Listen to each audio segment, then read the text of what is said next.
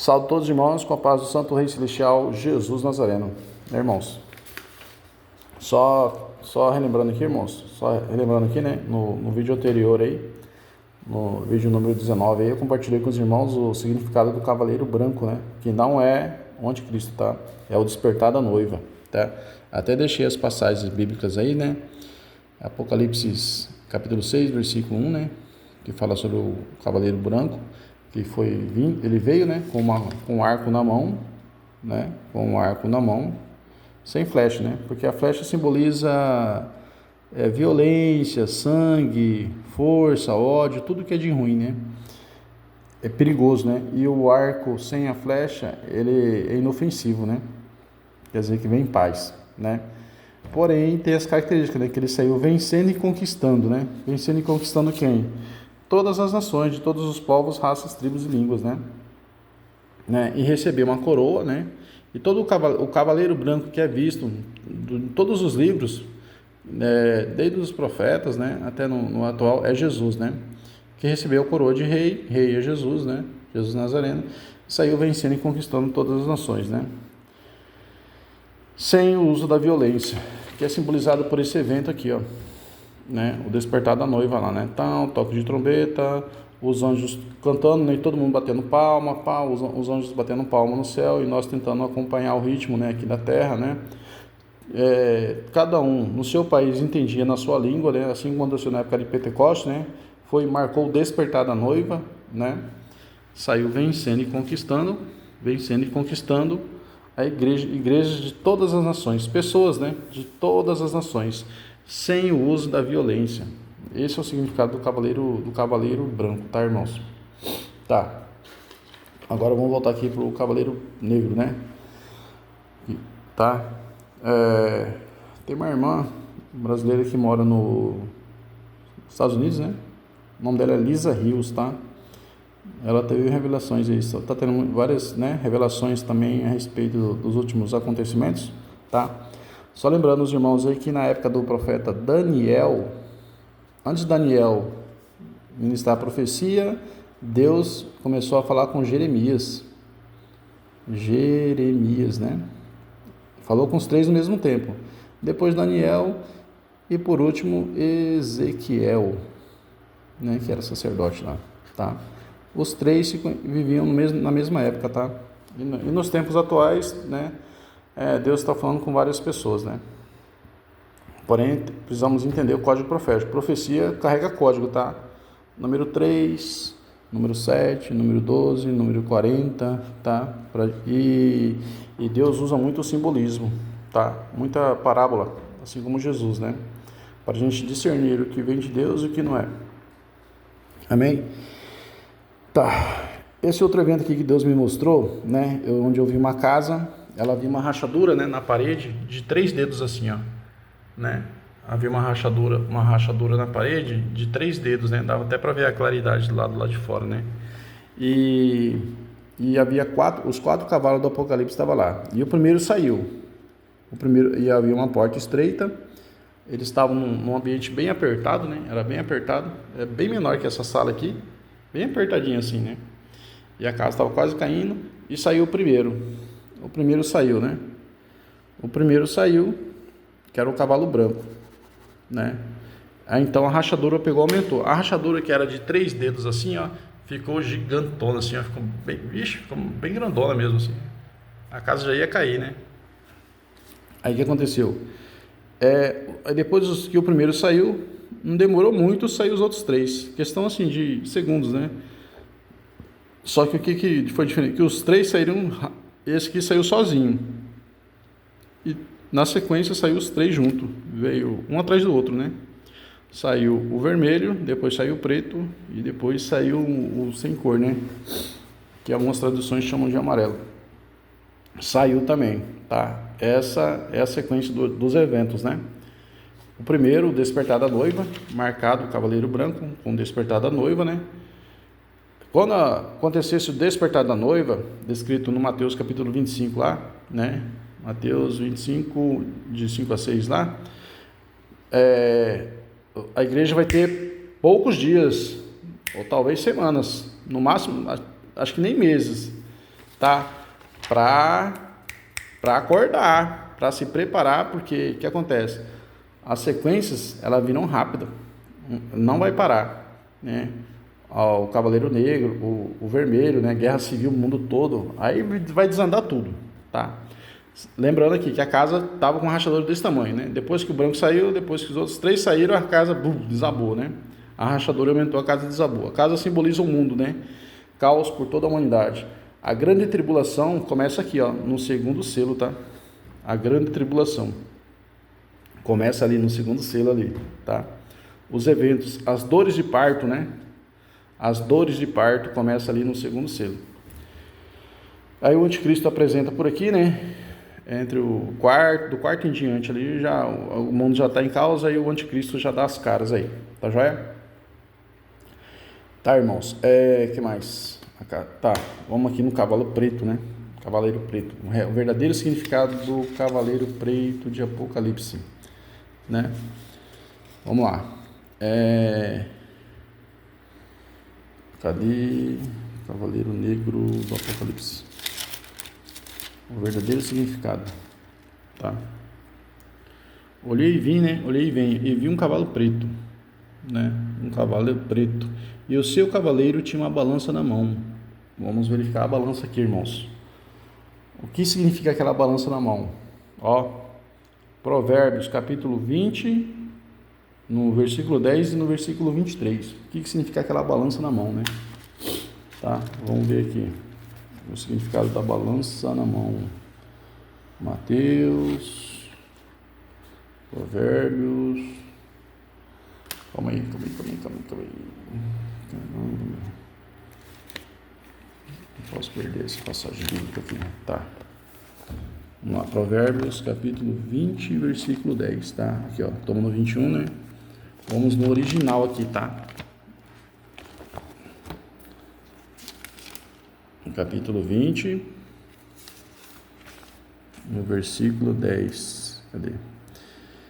Pesos falsos e medidas falsas, ambos Adonai odeia. Agora vamos lá no mesmo capítulo, né? Só que no versículo 23, tá? Adonai odeia pesos alterados e balanças falsas, não lhe agradam, tá? Só lembrando, irmãos, que o Cavaleiro Negro foi o único que recebeu instrução direta de Deus, tá?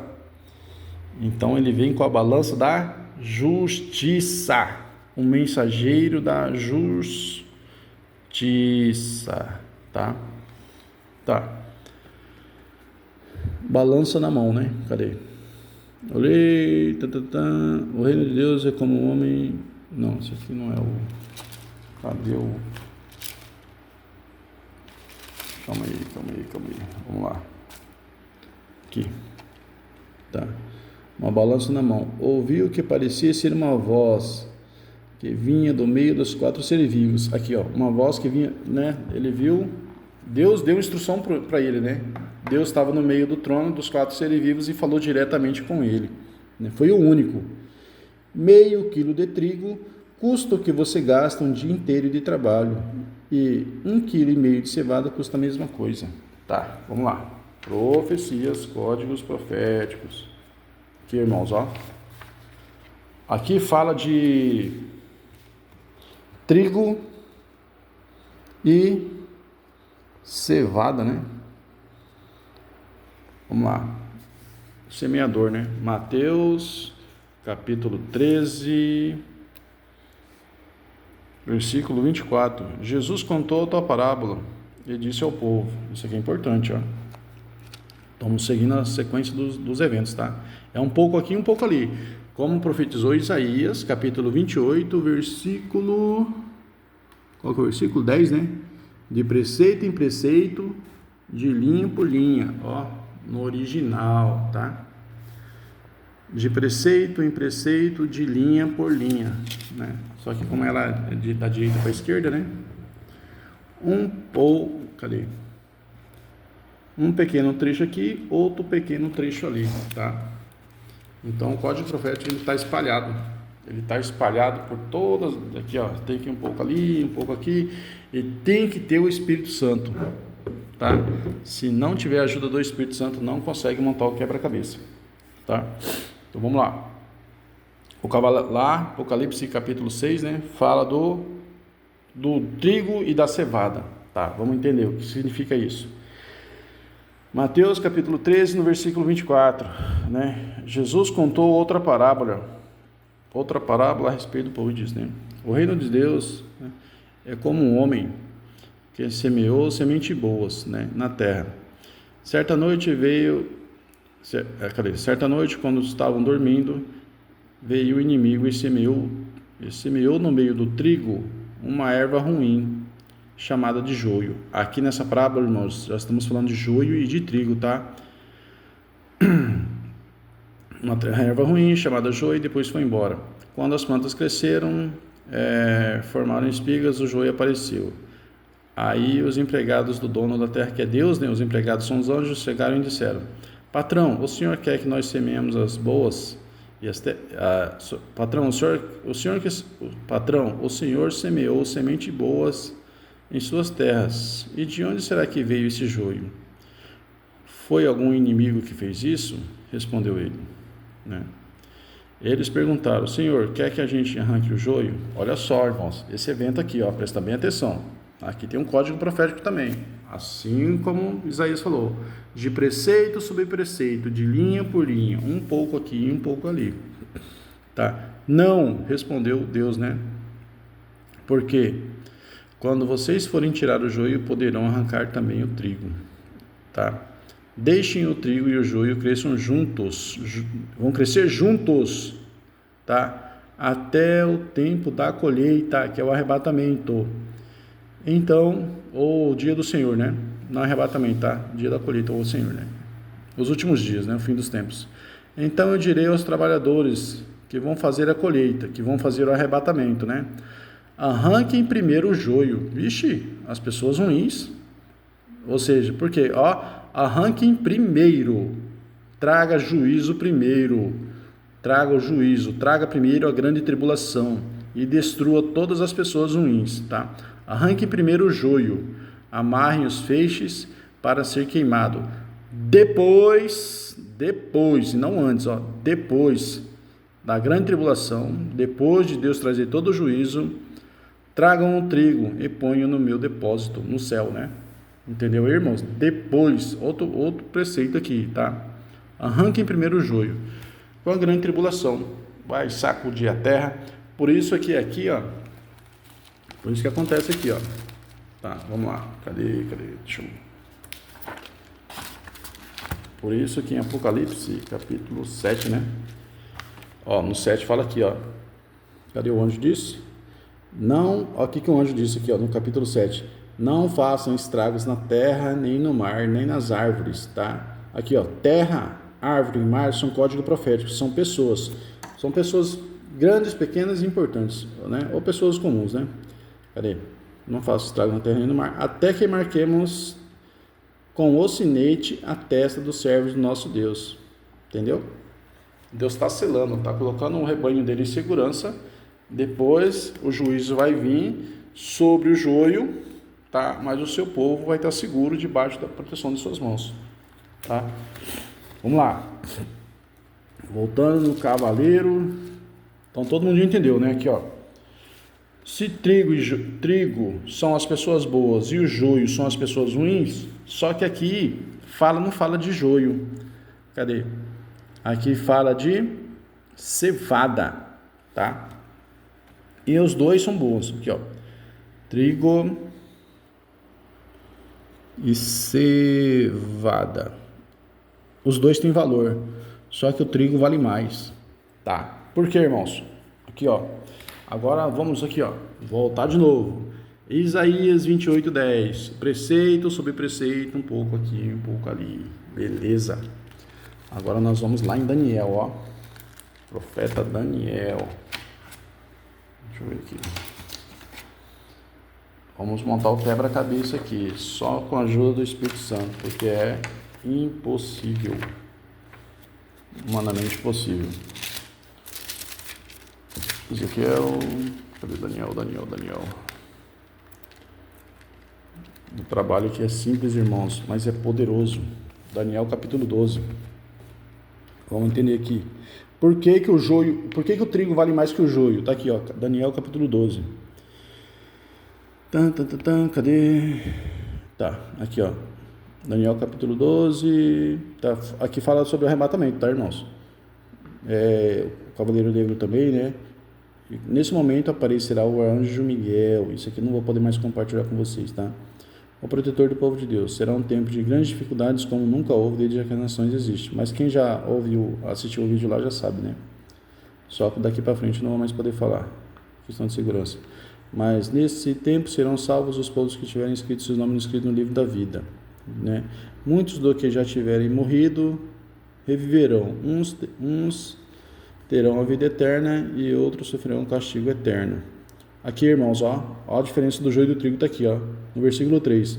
Os mestres sábios que ensinam muitas pessoas a fazer o que é certo brilharão como estrelas do céu, como um brilho que nunca se apaga. É aqui, ó. Qual que é a diferença do joio e do trigo, então? As pessoas que ensinam as outras pessoas além de fazer a vontade de Deus, mas é um multiplicador do reino do céu, vale 3 vezes mais do que uma pessoa comum, de que apenas vive conforme a vontade de Deus. Entendeu aí? Tá? Então aqui, ó, os mestres sábios que ensinam muitas pessoas o que é certo brilharão como as estrelas do céu, né? Como um brilho que nunca se apaga. Você, Daniel, não conte nada disso. Fecha o livro, tá? Então, irmãos, as pessoas que, além de fazer a vontade de Deus, ensinam outras a fazerem de forma correta, tá? São mais valiosas do que as pessoas que simplesmente fazem a vontade de Deus. Essa foi a instrução que ele deu para o anjo, para o Cavaleiro Negro, né? Negro de justiça, tá? Então já entendemos que Deus detesta a balança, né? Pesos e medidas falsos, Deus detesta, né? Vamos lá. Provérbios, né? Aqui já Deus fala, ó, detesta pesos e medidas falsas. Mateus, né? Capítulo 13, no versículo 24 e 30, entendemos que o trigo são as pessoas boas, né? E a cevada também, porém o trigo vale 3 vezes mais, porque são as pessoas que, além de fazer a vontade de Deus, fazem outras pessoas fazerem também. O azeite, o que significa o azeite? Vamos lá. Cadê o Cavaleiro Negro? Vamos lá. Cavaleiro Negro, sem o Espírito Santo, ninguém consegue. Todo mundo erra feio. No significado, né? Deus revela os grandes mistérios aos pequeninos. Vamos lá. Meio quilo de trigo, meio quilo, 1 quilo custa a mesma coisa, tá? Aqui, ó. Não misture água no vinho e nem falsifique um azeite, tá? Vamos descobrir quem que é o vinho. O vinho tá aqui, ó. O vinho significa, vamos lá, Apocalipse, capítulo 14, 10, 19. Apocalipse, capítulo 14. Aqui, ó, o significado do vinho aqui, irmãos. Tá, ó, Apocalipse, capítulo 14. Cadê?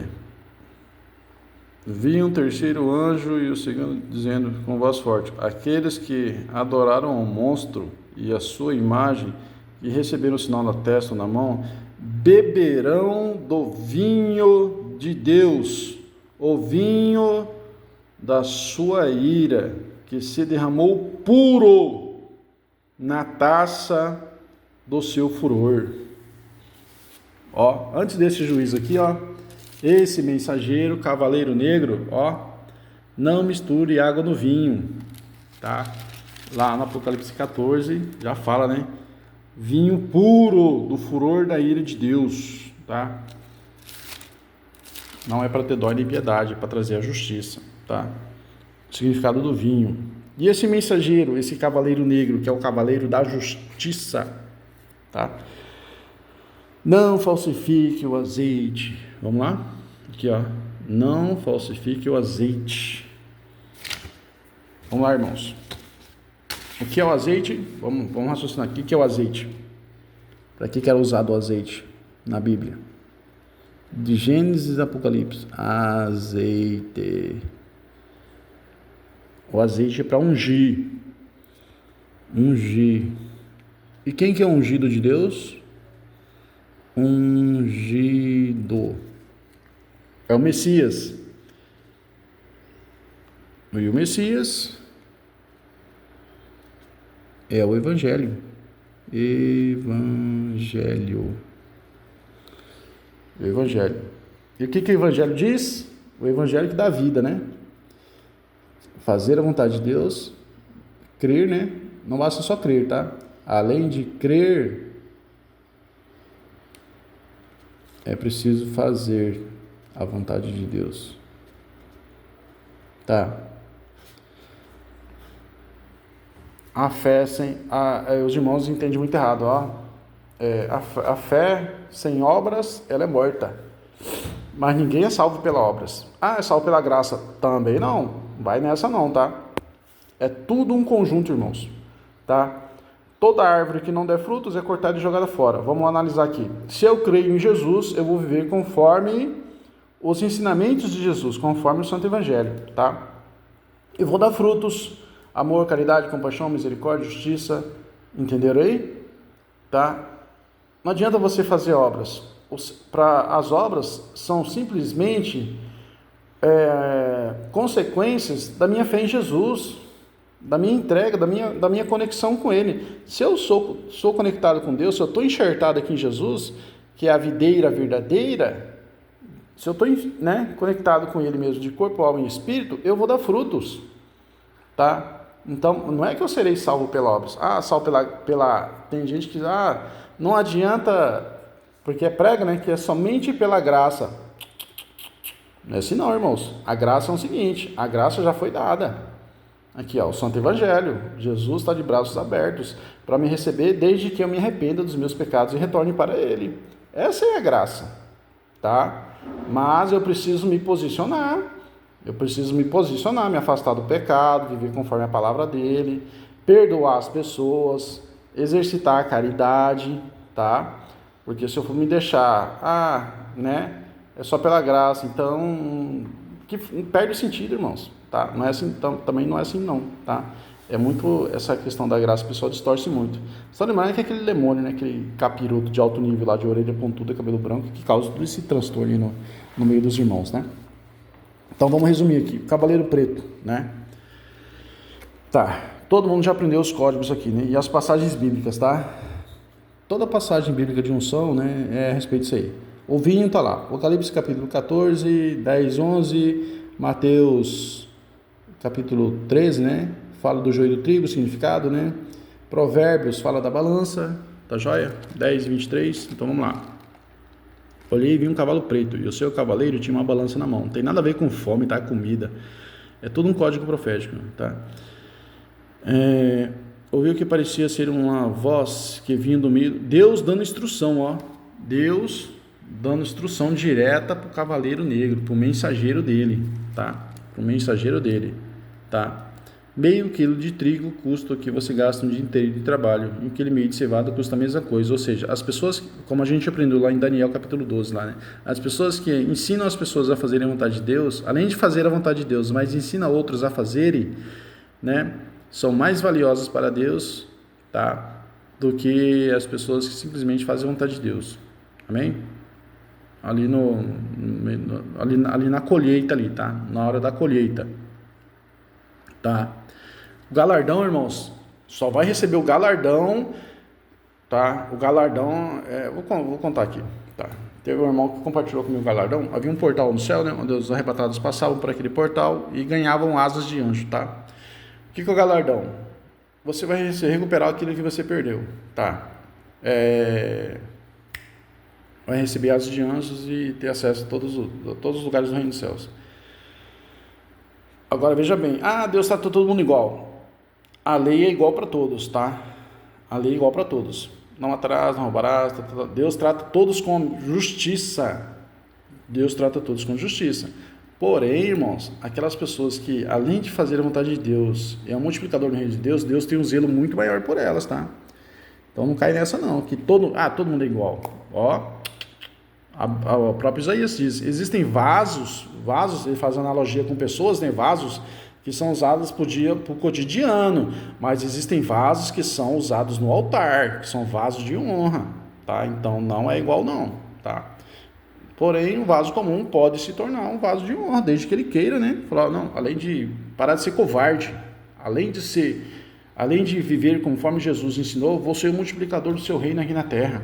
Eu oro assim, irmãos, ó Santo de Israel, fazei de mim poderoso em suas palavras, profundo em seus conhecimentos, uma testemunha fiel do Santo Evangelho e um multiplicador do seu reino aqui na terra.